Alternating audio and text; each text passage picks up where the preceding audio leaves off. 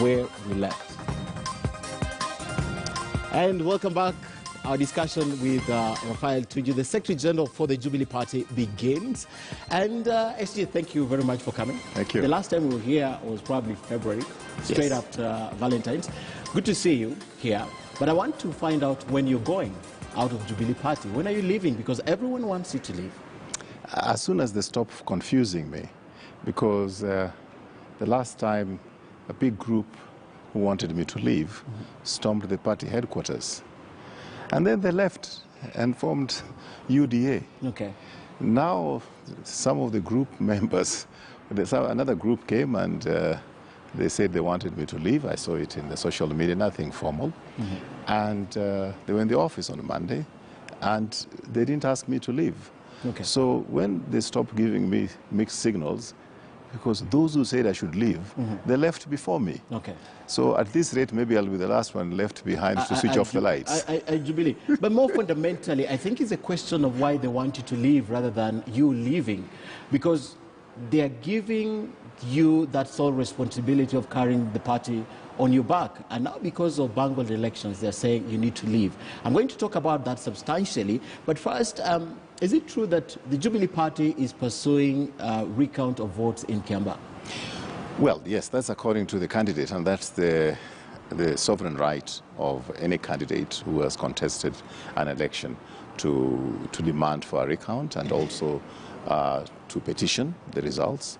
It's their democratic right, and they do hold that right even above the party. Okay. Yes. So are they the one pushing for it, or it's the party officials, disgruntled party officials, pushing for that recount? Because the vice chairman said, we won that election. So who's pushing for this? Because he conceded on the ground. Well, that's the candidate. As far as I'm concerned, it's only the candidate who can petition, because as a party, we cannot petition. It is normally even if you are disgruntled and even you if feel as a party it we're was totally disgruntled. unfair. Yes, it will be the candidate to make the petition. So if he sits pretty and says, I don't want to contest this, no one is going to go to court. Precisely. So how did you lose that election? Because this was yours to win. There was no yes or no. It was Jubilee's seat to take back. I mean, how did you lose it? Let me tell you, first and foremost, is that I'd like to thank the people of Cambar for coming out in the numbers that came out to vote. Over 40% is extremely rare in a by-election. But I think if you allow me, and may I ask very kindly your indulgence that you allow me to give a context of all this. Yeah. By yesterday, over 200 people had been killed in the riots in South Africa. Now, the areas where these people are killed are ANC territory. ANC is the oldest political party in Africa, over 107 years old. But given the economic situation that is currently prevailing in that country, as is prevailing here, but probably here is worse than South Africa because Kenyans go to South Africa to get jobs. The fact that it is an ANC region has not stopped people from rioting. Of course, some people may think that people are rioting because Zuma was taken to jail, but that was just a trigger. Okay.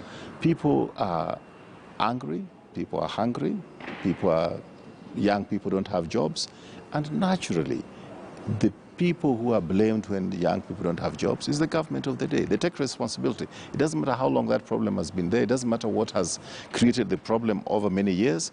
The government of the day takes responsibility. But still in Cambar, 50% still gave a vote of confidence to this administration. A by-election is in many respects some way of finding out, endorsing or gauging the government of the day. So if you get 50% approval rating, it's pretty high in any democracy. 50% approval rating for a government which has been in office for 9 years, I think it is an extremely good result. And I'm happy, I'm grateful to the people of Cambar. Nobody died, there were no injuries, there was very dramatic times during the elections, but hey, it ended peacefully Okay. in the midst of COVID, in the midst of so much pain and hunger and unemployment and poverty. Okay. So I think we should be patting ourselves in the back, and I'm extremely happy about it. Everything you're mentioning, the means apart from the COVID pandemic, unemployment and hunger and anger, all those things are man-made. And I don't know the context that they get into the Cambar race because, and you trying to explain that, because I feel, SG, you're spinning this win to your advantage, and now you're saying there's a 50% approval rating. You're spinning it. This was a seat for Jubilee Party. The fact that you lost it, regardless of how many people voted and regardless of how many votes went on the other side, it was your party to win. I'll tell you one more thing. I'm not in the business of spinning. I'm in the business of telling you the truth. When there's an approval rating of that level, I think I'm very happy with it. And when I look at the situation which prevailed, for example, let's talk about ODM zones. I mean, you know, there was a by-election in Ugenya. ODM lost it, I think, to an independent candidate. Yes. What does that mean? Why is it such a big deal that we have this situation in Kiambu, and when it happens in Siaya, because then it's nobody... the president's stronghold or backyard. But let me turn it, SG. Actually, I would expect that not to I come from Nyanza. I come specifically from Blue Nyanza. That's even more surprising. In Central, you always have other parties, CC qua CC, independent candidates, and so forth. Not in Nyanza. No. Now that you're talking about approval rating, is this also an approval rating for Deputy President's influence in that region? Because it was 50-50. Would you also say that that was a 50% endorsement to William Ruto from that region? Or from that specific constituency? Probably the region is too wide a question. Would you allow me to answer, or you want to railroad me in a certain direction? I just want you to explain the 50% on the president's side. Yes. No, first of all, I want to say I'm extremely proud of the president. He resisted the temptation and the almost centrifugal force to force him to go into Cambar and to start campaigning there as the deputy president was crisscrossing the place. I'm extremely proud of him that he exercised great restraint and focused on the most important things that concern this country. I'll just give you two examples. You know, right now, I mean, the biggest problem we have is joblessness for our youth. Another one which I could give you as an example, and let me just take on that, for example. You know, in this country, we only have 2% vaccination against COVID, compared to the United States, where it's 68%. In other European countries, is more than that. And we are 2%, and that's unfortunately is the highest one of the highest in Africa. Now, I'd rather have the president dealing with that. I'd rather have the president dealing with our multilateral development partners, the World Bank, the IMF, the OECD countries, the UK, the China, and so forth. I'd rather have him focusing on that. I'd rather have him focusing on the Ajira initiative, which has created close to 1 million jobs in the last 1 year. That, for me, is more important than him going to campaign in Cambar, and he's not on the ballot next year. The deputy president is on a completely different plane. He has decided that what matters to him is winning next year. He has no more responsibility. He's got the license of a harlot. He can do anything he wants. Okay, he can move around and campaign. Yes. But let me take you back to Cambar. If it was so important to the president, would he have gone? If it was so important that he had to win it, would he have gone to Cambar? Yes, but it is not important. So really, Cambar wasn't important for the president? It should not be that important to the president, and especially given the challenges that we're facing at the moment. We're facing the challenge of COVID. Only 2% of Kenyans are vaccinated.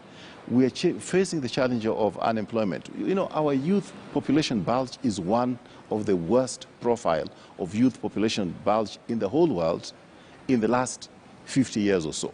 All right? These are the things that he should be concerned with. I mean, the economy has been on a downward trend because of COVID. He's engaging with multilateral agencies, engaging with bilateral agencies. You want him to stop, to go to Cambar and leave what is most important that he has to deal with on a daily basis. I think that he has done the right thing. He is not on the ballot next year. Let those who are in a panic for next year go to Cambar. Go and campaign, and that's what they've been doing anyway for the last year or so, or maybe 2 years. We saw a lot of, well, the president didn't go. But it was and I'm proud he didn't go. He didn't go to Cambar. I'm extremely delighted he didn't go. First, was that a sign of overconfidence that regardless of his presence, you're going to win Cambar? Was it? It wasn't. No, right. Because I've just told you, he has another responsibility. Okay. And one of the biggest responsibility he has, and it is actually a constitutional responsibility, he is a symbol of unity for this country. Okay. He should not be in the business of getting involved in very, very divisive politics, and especially when his own deputy has decided to go on the opposite side. Okay. You know, this is a president, and as a president, not only this president, but as a president, if he's a good president, he should know that every action he takes that creates some, feeling of panic, feeling of, unrest in the country and so forth. It affects the stock market, it affects the economy, it affects the value of the Kenya shilling vis-a-vis the dollar. So he has to act more as a statesman rather than a campaign manager. And I think that, some very, very senior people were at some hotels in Cambar the whole of that night, scheming and finding out where this should go, where that should go. We know all that. But our president should not lower himself to that level. Okay. Yeah. And because of that, because he couldn't go to Cambar, there were important things that he was supposed to do. No, it's not only the important things, but the symbolism of him going to Cambar. But don't you given think the fact that he's the president, I think it's very important. It's very important. And yes. Okay. Now that he has not gone to any other by-election. No. But he's been meeting candidates who ran in this by-election and giving them a thumbs up. Yes. Because in his capacity as a party leader, he should show that some endorsement. But he should not be going to the field campaigning as if he's forgetting his responsibility as a uniter of the and as chief uniter for this country. This is interesting because the president didn't go, then he assigned this responsibility to others. I presume the Secretary General was among them, the vice chairman was among them, and other party officials in the ranks. Now, you, among other people, failed. So I'll ask you as this SG, because of that failure, looking at Juja and looking at this failure in Cambar and looking at that narrow win, while it was a win in Muguga, shouldn't you think that it's perhaps time to take a decision and say, we who are charged with this responsibility have failed yet again after Juja, and perhaps we need to reconsider our status in this party? Is that what you think, or is that what other people have said? That is what I'm asking you, SG. No. Do you think that, or this is stemming from what other leaders in Jubilee have said? I think it's time that officials who are seen as failures to take responsibility. But who determines who has failed in what respect? Because if this determination is being done by you, please tell me. But if this determination is being done by some other leaders, please tell me so. Okay, but I'm asking you just, don't you think, because from where I sit, there must be responsibility. Yeah, but look, I won't. Okay, I mean, somebody has to take responsibility. Yes. And for example, when Juja happened, I did take responsibility, and it was a big win against our candidate in Juja. I think in this particular one, we're talking in terms about 500. I think as maybe 5, whatever number it is, 500, and it's being contested in court. And I told you that I'm fairly, satisfied with what prevailed. But when it comes to saying that my head should be in the chopping board, what I'm asking is this: you are feeling that my head should be in the chopping board, or are you expressing what you've had some of these politicians say? And if so, which politicians have said it, and I think they make a point. Because you have been accused, among other officials, of being a stumbling block, misadvising the president, right? Everything that goes wrong in the party must be on your shoulder as a SG of that party. There's a lot of not calling PG meetings, only calling for meetings when you want to expel candidates. And yet the most important task, the officials were unable to deliver, especially for those 2 by-elections. So it's a feeling across from the other side, obviously, and from a point of accountability. No, as long as it's not you who is saying it is okay. Because some of the people who have been saying that I should leave office because I've probably failed to win in 2 by-elections, I found it extremely, disingenuous. For example, one of the people who have said that is a member of parliament, and I've seen him touring his constituency or his county with another presidential candidate, another 2022 presidential candidate. So what I'm wondering is that, is he saying this because he wants to create room for that presidential candidate, and he thinks that I am the stumbling block? All right, so that's a possibility. I've seen some of the ones who are making those kind of allegations. We know them, and we know who they consort with in their private times. So some of them are very close to the UDA group. So, you know, so they can come out and say, you know, Tuju must go. But I know that yesterday he was having a drink with those UDA. So I'm wondering, is he saying it because Tuju must go, or is it saying it just for the sake? But because he has another agenda for the party where he wants to go to. Or he's saying it as an excuse so that then he can say, you know, he's leaving Jubilee because Tuju is useless and he has not left, therefore he'd rather leave. I'm going to talk about leaving Jubilee Party, but first, we have been speaking extensively about what happened in Cambar. There are two undertones, but I'll talk about one. This was a win for the deputy president, and the fact that we're even discussing a split in your party to the extent that the deputy president can field the candidate against his party leader and against his sponsoring party to parliament. This confirms that your party has completely disintegrated. Okay, let's put it this way. In Juja, or say in other by-elections, you have to establish, was this because those who voted for that party were supporting the deputy president, or was it because it was a protest against Jubilee? Do you consider that possibility? That's one of that's one of the possibilities, that it was a protest vote, rather than an affirmation of UDA. It could be a protest vote rather than an affirmation that is a UDA. And the only way you find out about this kind of thing is that you know, you need to develop some research instruments like focus group discussions, like you know, questionnaires, get in enough empirical data so that then when you draw conclusions, then it is informed with empirical data. Facts, but then for people to start sitting behind their desks and making those sweeping conclusions that therefore it means that the deputy president is popular in this particular area, I think that I don't want to engage in that kind of that level of analysis. But the disintegration, talk to me about this disintegration and the split. Is it real? Is it perceived? Okay. I think that, again, to go back to the president, he is very clear from my discussions with him that what he wants in this country is a united country. Because if the country is not united, it will not be viable.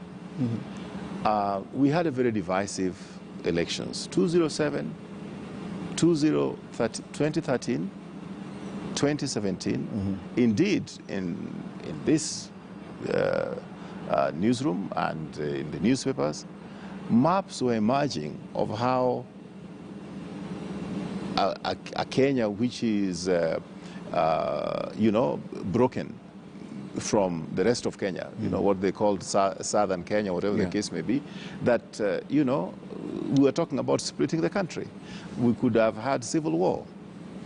And it was just a stroke of genius and great statesmanship from the side of President Uhuru Kenyatta, who reached to President Prime Minister Raila Odinga, that he didn't have to, because the win was convincing and he had all the instruments of state, but he reached out to Honorable Raila and we had the handshake.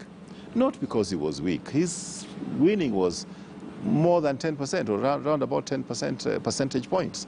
In the United States, if you have 3% or 4%, it is considered a landslide. Now, what we want in this country is peace. And we know that a lot of the political parties we have are ethnically anchored. Now, if we have a duopoly of Kalenjins and Kikuyus, we can probably repeat the win of 2017 and 2013. Okay. But is it sustainable? Okay. A duopoly where two tribes lord over the rest of the country, have complete hegemony over the other ethnic groups, yes, it can happen. But is it sustainable? Is it something that will continue forever without the country going into civil war? And I think the president is well informed with intelligence, with history, and he knows that what is important is that we must bring this country together. But on the other side, Deputy President Ruto, if the win of 2013 and the win of 2017, if that pattern of a duopoly of two ethnic groups maintaining a political hegemony over the rest of Kenya, if that is not to continue, then he's the biggest casualty. And I understand where he's coming from. Okay. Very interesting. If you look at all these political parties esteem, look at Jubilee Party, look at ODM Party, parties are individuals in this country.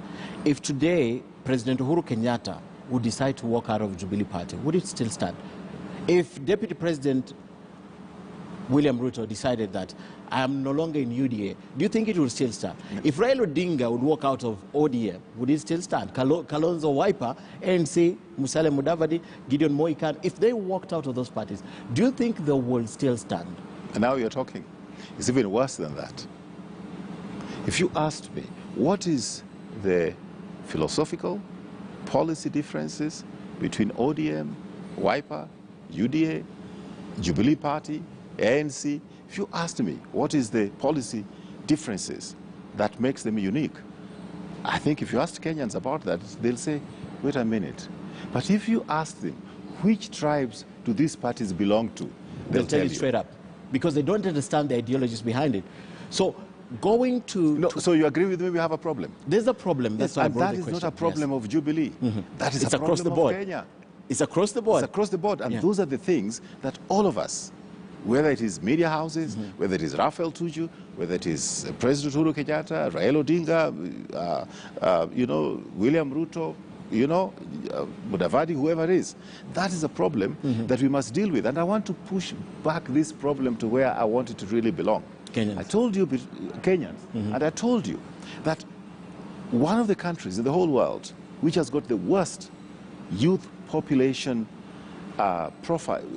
youth population bulge profile is Kenya, because in the 80s, 90s, we had the highest rate of population increase in the whole world. Yes. That high rate of population increase, the chicken have come home to roost. They're the young people today without a job and with no hope of ever getting a job. 60% of them, they don't have a job, and they have no hope of ever getting a job in their lifetime. Okay. Now, look at what is happening in Ghana at the moment. In Ghana, they were having a by-election.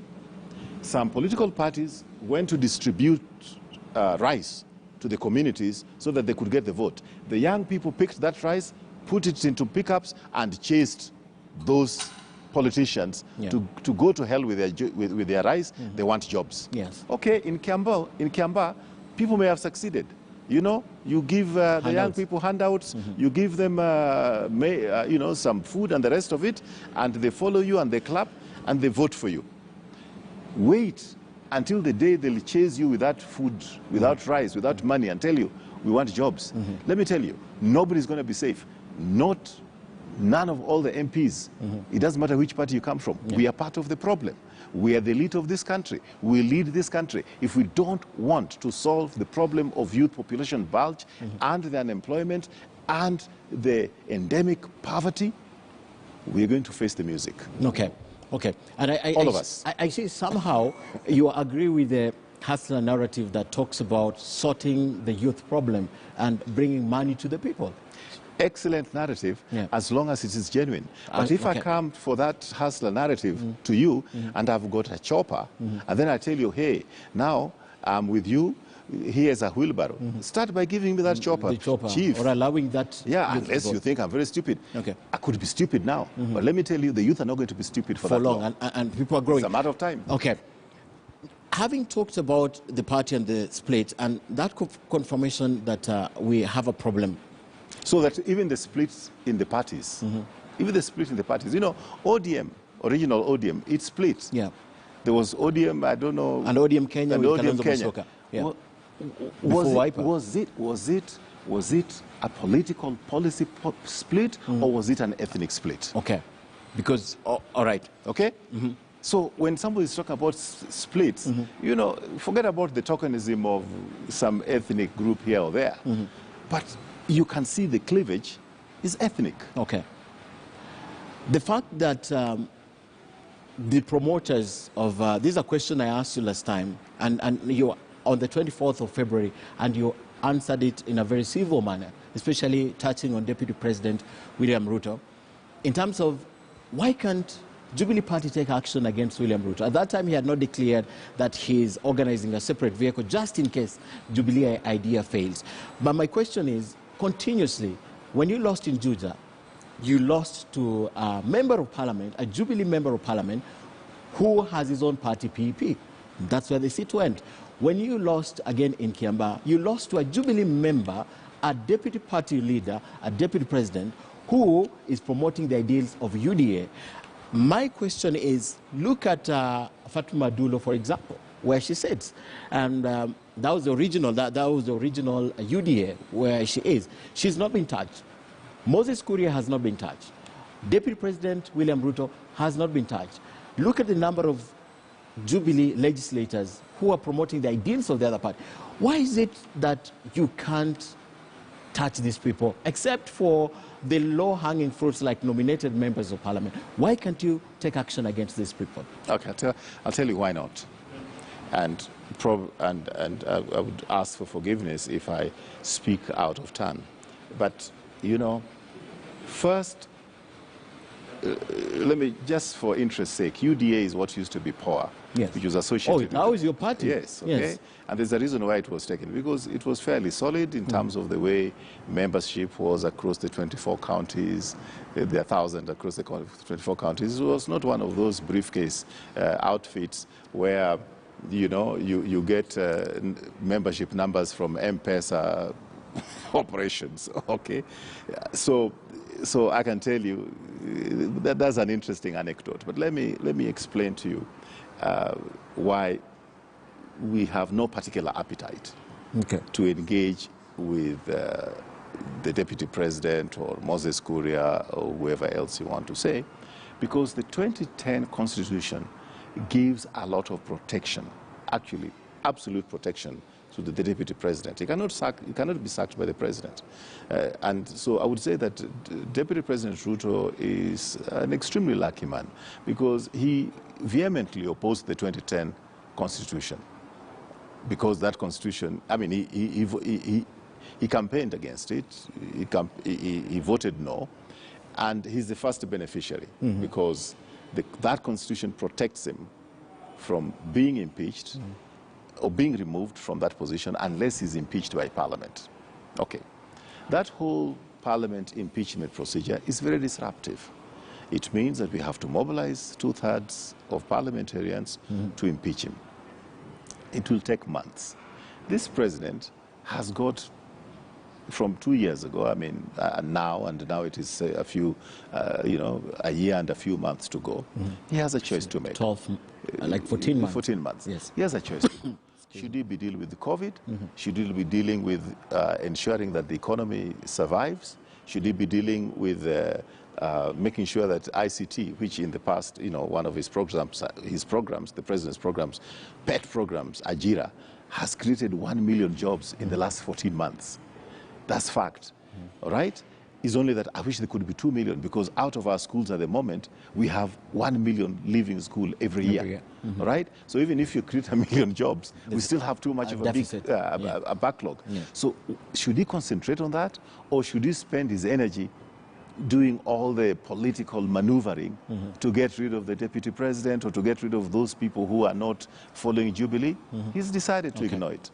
So, and I think, to that respect, I respect that statesmanship. It's not that he's weak, it's not that he cannot do it, it's just that as a statesman he has to look at what is in the best interest of the country, what is in the best interest of the stock market, what is in the best interest of the you know, our shilling exchange rate vis-a-vis the dollar and other hard currencies. Okay. What should we be doing to ensure that we don't send the wrong signal to our multilateral development partners that we are in a state of unrest? Okay.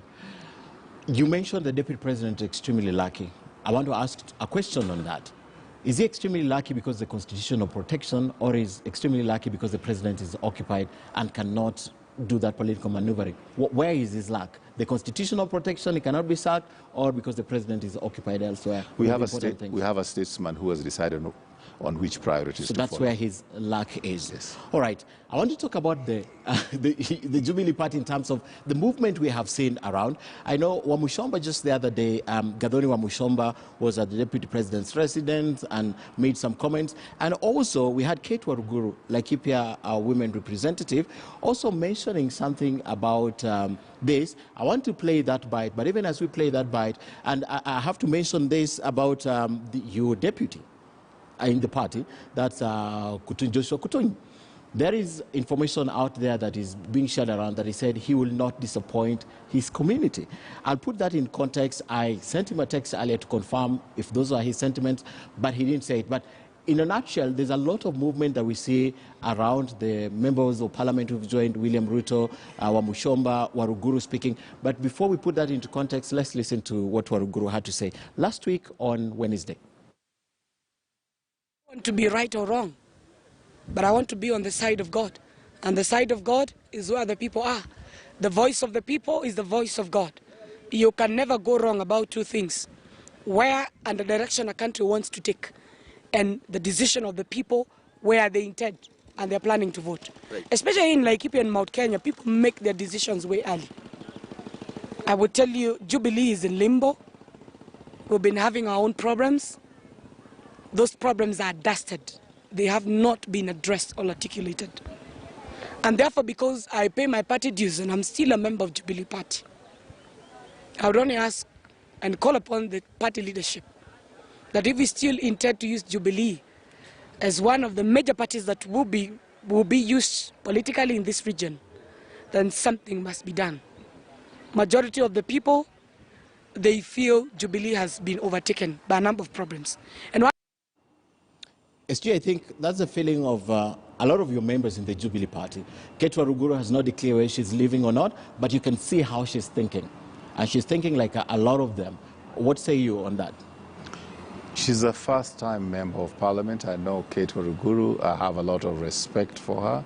I was actually involved I had to get involved in a nomination in 2017. She had a lot of challenges. In fact, I think there were people who were trying to rig her out. So I'm delighted that she's a very honorable member of parliament. And I just don't want to talk about Kate Waruguru. Mm-hmm. I think that members of parliament have every right to look at their selfish interests. And sometimes if their selfish interest, you know, is in line with the Jubilee position, then you'll find them go online. If their selfish interest, political interest, runs counter to what Jubilee stands for, then they'll probably go elsewhere. Okay. But I want to say, and I think this, you've told me you want to play other people who have talked, but I want just to explain to you that, you know, politicians are can be very fickle in the sense that, hey, it's a job, and they'll move with where the flow of things is going. There are very few people in this political arena who can stand firm, mm-hmm. irrespective of the force that they have to face. So I completely sympathize with them. It's not easy to take a political stand, mm-hmm. which is principled. It is not easy. And really, when people feel that they have local pressures which they are not able to stand up to, you should allow them to do what they feel is in their best interest. But some of us have to stand for what we think is in the best interest for this country. Okay. While standing for what you think is the best interest, does it worry you that your party is hemorrhaging members? Okay, I mean, look, I have nothing but utmost respect for our members. We get very, very great support from these members in Parliament. They rarely vote against the party position. They support government motions. We continue to pass motions. Some of them sometimes may absent themselves, but I've never really seen anybody of any big number even abstain. They usually support the government position. What they feel in terms of the fortunes of the party as we go forward, I think that we have to leave it to them to decide nearer the election. Okay. I would just appeal to some of the younger members of Parliament just to be a little bit patient with us. We know what we're doing. Okay. Yes. But you haven't answered me, SG. Yes. Do you or are you concerned that your party members are hemorrhaging? I have no, I've told you about, I've agreed and I've admitted to the fact that there's a split, okay, which is occasioned by the position that the Deputy President has taken. That is of concern. I wish that did not happen. Okay. But some of these things you cannot do anything about it. If people feel that their best political fortune would be best protected when they go to the party of their tribe or the party of their region, and politics is their career, it's a little bit unfair to ask them to take the kind of position that some of us, like Raphael Tuju, have taken in the past. Yeah. Now that you've answered that, are you also concerned because of their reasons, the reasons why they're saying they're leaving? I'll give you one reason. The Deputy President after Cambar said, we did not wake up at 5 a.m.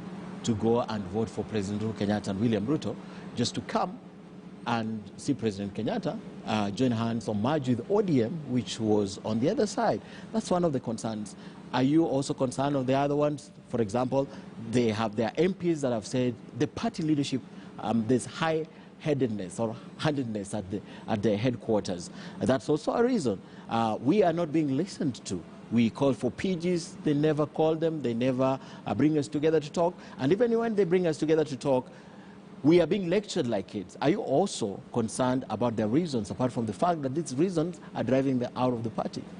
It's a bit of a contradiction here.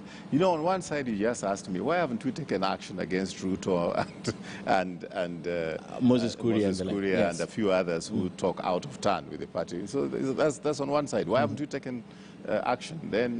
And then on the other side, you say, oh, we're intolerant. Yes. So there's a bit of a contradiction. It's part of the reason. Yes, that's part of the reason. But there is a contradiction. Yes. Now, what I can say is that the president has a constitutional responsibility. Fortunately, this is also in our party constitution, but in the national constitution, it is the president's singular responsibility to unite this country. It is defined in the Constitution that the president's responsibility is to do whatever it is in his power to unite this country. It is in our Constitution as Jubilee Party, and he's been given the mandate by the Constitution of our party that he should reach out to all Kenyans, including those in other parties, to help bring the country together. That is his responsibility. If he fails in that responsibility, then he will not only have failed as the party leader of Jubilee, he will have failed as the president of this country if this country disintegrates. And I'll give you, I don't think I'm talking fiction, when I say hundreds of thousands of people gathered at Uhuru Park to see the swearing in of Raila as the people's president, whatever that means. If Raila Odinga did not exercise restraint and told those people, let us march to State House, they would have marched to State House. Now, even if they overran the GSU, which guard the State House, and got into the State House, there are those who voted for President Uhuru Kenyatta, including the Nairobi business community.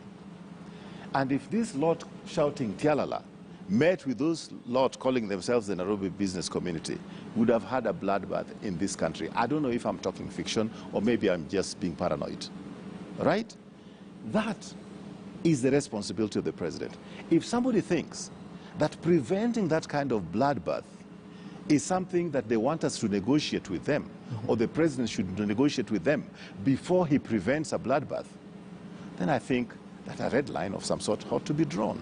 I agree with you. Apart from that, there are other reasons. You've talked about the contradiction in terms of not expelling, not convening, but the fact that they are saying that the party is not listening to them. They wish the party was more responsive. Great. And I want to answer that, because this is what I'm saying. Somebody's telling the president that that handshake is something we don't support because it is interfering with our plan for 2022. But the president is in this position that his primary responsibility, as described in the Constitution, is that he has to ensure unity. He has to prevent bloodbath. He has to ensure security. And he's got enough intelligence and memory and analysis to see that it is in the best interest of this country that 46% of the country which were threatening to secede, that 46% of the country which did not vote for him, that 46% of the country still are members of this country and part and parcel of this country. Then some of his members from Jubilee say that, look, Mr. President, you shouldn't do this. We didn't vote for you so that you can also be the president of that 46%. You are the president of the 54% of us who voted for us. So forget about the rest. I don't understand how the president can accept that logic, and I don't understand how even I can think of how I can support them to confront the president with that. If that is what sometimes we know they want in this meeting, you know, all these people talking about PG, all that they have been interested in is to confront us or to confront the president on this issue of the handshake.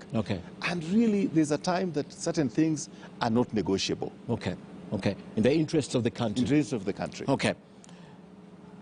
What you're doing with ODM, the mooted merger with ODM, is supposed to, one, address perhaps the vacuum created by the splinter group. I'll call Jubilee A and Jubilee B for this purpose of this discussion. So what you're doing with ODM, perhaps the question should be, is it supposed to address that vacuum left with Jubilee B, or it's an idea whose time has come because Jubilee has obviously disintegrated, and perhaps in the next election, there will be no Jubilee. You know what happens to parties in the country. Or even by the end of this year, there will be no Jubilee. So that merger with the ODM, is this the mischief it's supposed to address? Because you still, President Uhuru Kenyatta will be president until the new president is sworn in next year. So is that the mischief you're trying to address with ODM, or you are genuinely interested in bringing this country together? Ken, forgive me. You know, you are a Jango and a Majango.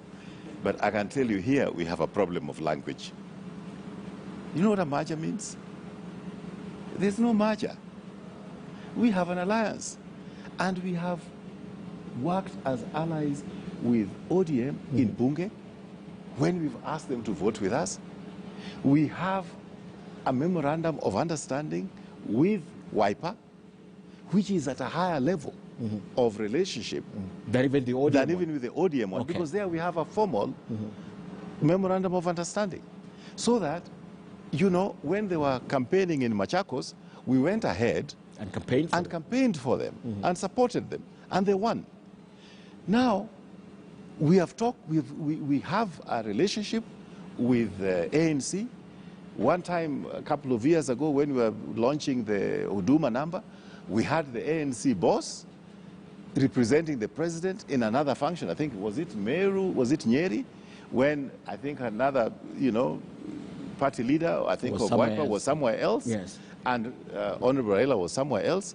The moment we sit with ODM, who have given us almost 100% support in Bunge, then people start talking about merger. They don't even understand this word merger. If people are talking as allies, hey, you know, please help us. This bill is coming. we need these numbers to be able to win this. Then we have a discussion with ANC, and they're courteous enough to say, no, we'll support the government on this. We have a memorandum of understanding with what do you call it, with WIPA, written, signed by me and the Secretary of WIPA, all right? And we have agreed that we're going to work on certain areas. Was that a merger that we signed, or was it a memorandum of understanding? Okay. The moment you see us talking with ODM, I don't know whether it's because I'm a Jango, then all of a sudden, hell breaks loose. So you're saying you're not merging with ODM? There's no merger. This is an understanding to work together. Yes, and really, how can we possibly, for example, you agree we've been working, everybody knows, we've been working in Parliament together. They have been supporting our bills. Everybody knows that. Now, does that happen just because people have met in the cafeteria in Parliament? It happens because we have other informal meetings to agree on certain things. And surely, if people are going to railroad us, that we cannot meet with other senators, with other senators, other members of Parliament, who help us in Parliament to pass the agenda of the government, when some of them, calling themselves UDA, quote unquote, do not give us support. Surely. Okay. It's not fair. So it's not a merger, it's an understanding to work together. Yeah, how do we work together? And when we are discussing that, it's not a merger. Okay. Even, in fact, a merger is even, is an engagement which is even way ahead of an alliance. Would we see that in future? Or right now it's not even being contemplated? No. Look, our intention is to bring all Kenyans together. We want to bring all Kenyans together. All Kenyans, first of all, are organized in communities. You have the tribes, and that's how they are organized. Some of them have organized themselves not only just as communities, but they also organize themselves within political parties, as you allude to and I've alluded to, unless we've just been in a state of denial. Okay. Right? Okay. So you cannot talk about, we want to work with the people from Western Kenya, the Luhya nation, the Mulemba nation, and then you tell us, but you want to do this, but you must not speak to Mudavadi, or you must not speak to Wetangula. You go and only speak with those people through this channel and through that channel. Then if we are doing that, it means we are not being realistic to the real situation on the ground. So as far as I'm concerned, we must be ready to work with other Kenyans in whatever form they are organized. If some of them are organized as parties, whether it is WIPA, whether it is ODM, whether it is ANC, whether it is Ford Kenya, we are ready to work with them. Okay. The only thing that I know the president is not going to accept, and he has told me as much, and I agree with him 100%.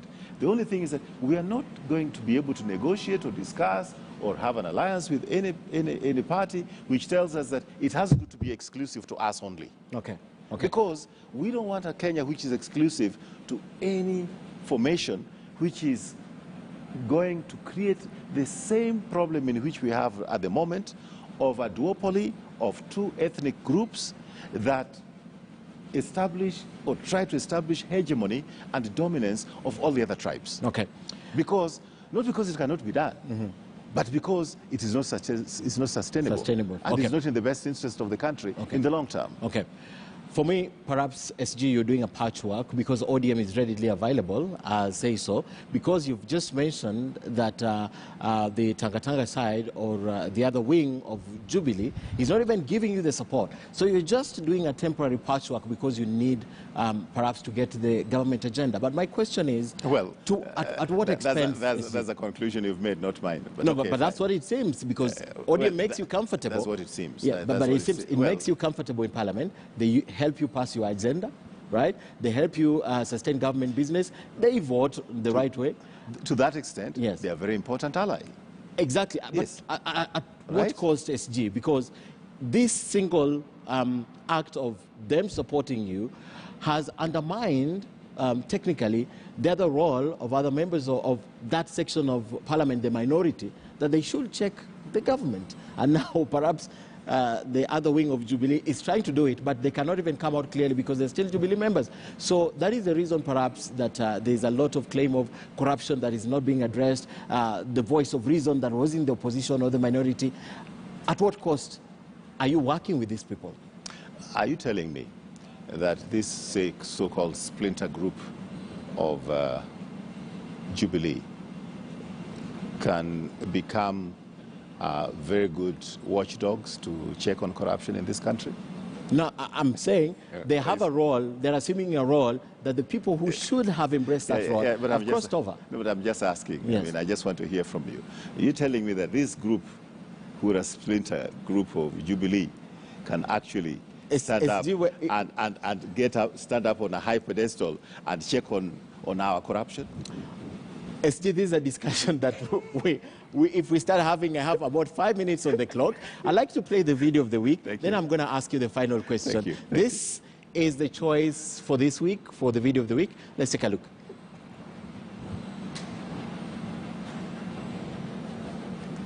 Kubadilisha katiba ili wapate vio.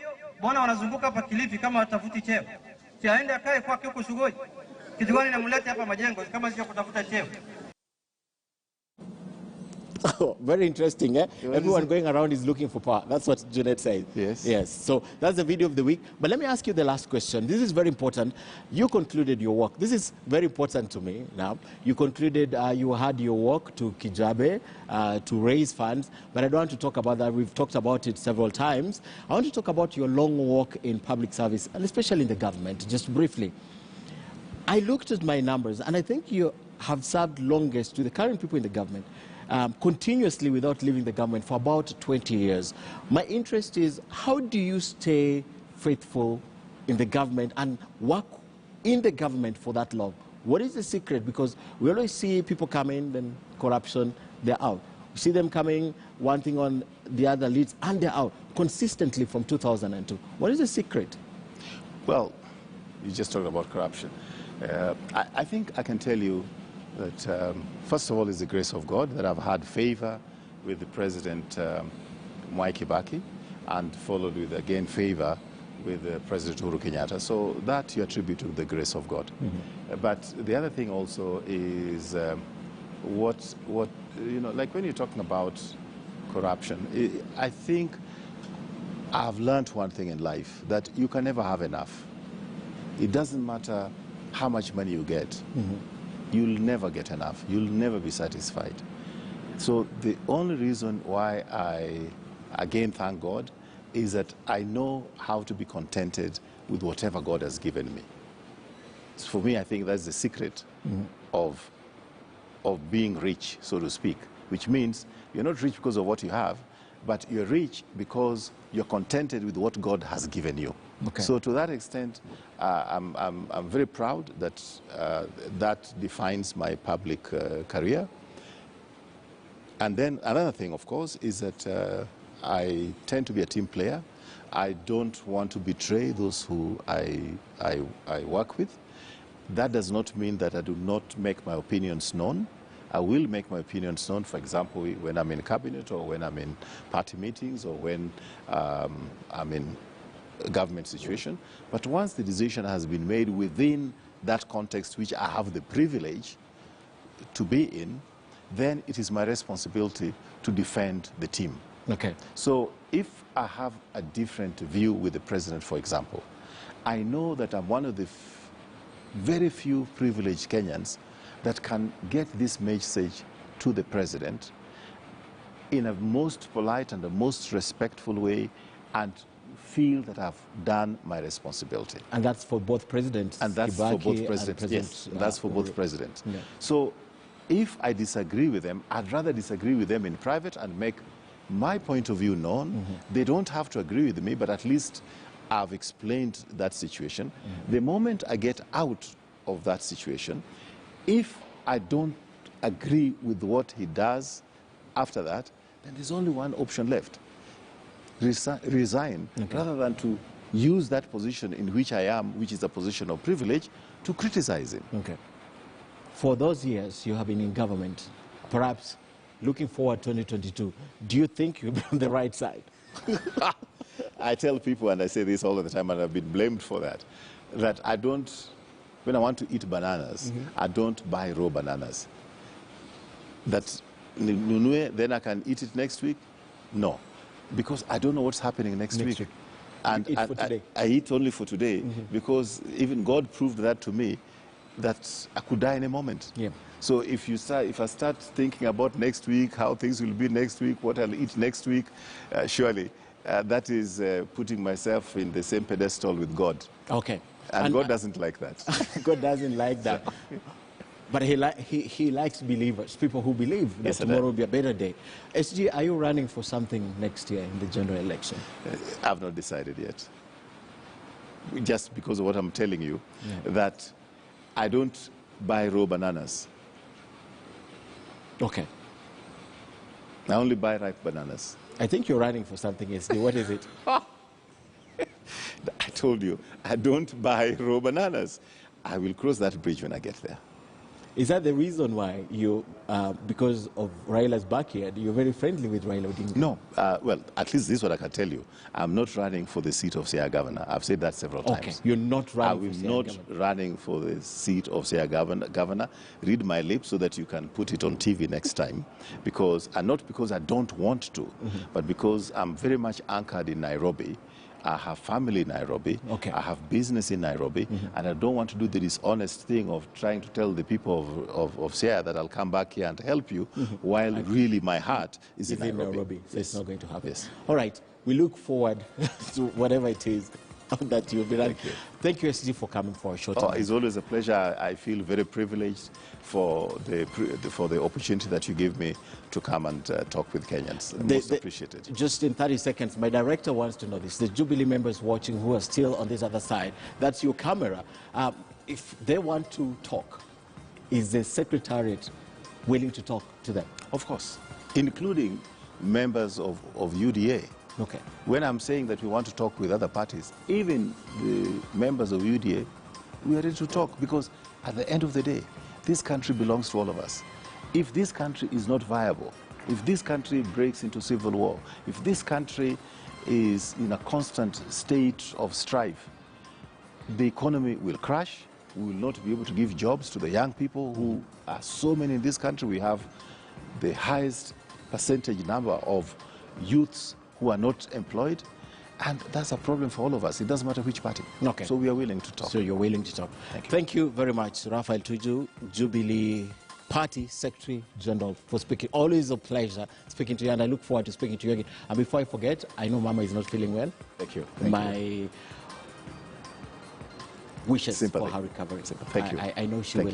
Yeah, thank you. Mungu. Thank you. Thanks, thank you. I've just come from hospital now. From hospital. Yes. I hope she's doing much better. Yes, she's stable. All right. Thank you. So thank you for watching News Hour tonight. Tomorrow night, I'm sitting in for Sophia Wanuna on Crossfire. Believe me, this discussion with Raphael Tuju tonight continues tomorrow. We'll have both sides, and they'll be weighing in on this subject, speaking to it, and obviously we hope that there'll be something that we get out of it as a country heading into the next election. Thank you so much for watching News Hour. My name is Ken Mijungu. We had our sign language interpreter earlier, but she's missing, Meresha Witi. But on behalf of the team, have a good night. See you tomorrow, not next week. I'll see you tomorrow on Crossfire. Have a good night and God bless. I've said that so many times. Thank you. Good night. Thank you.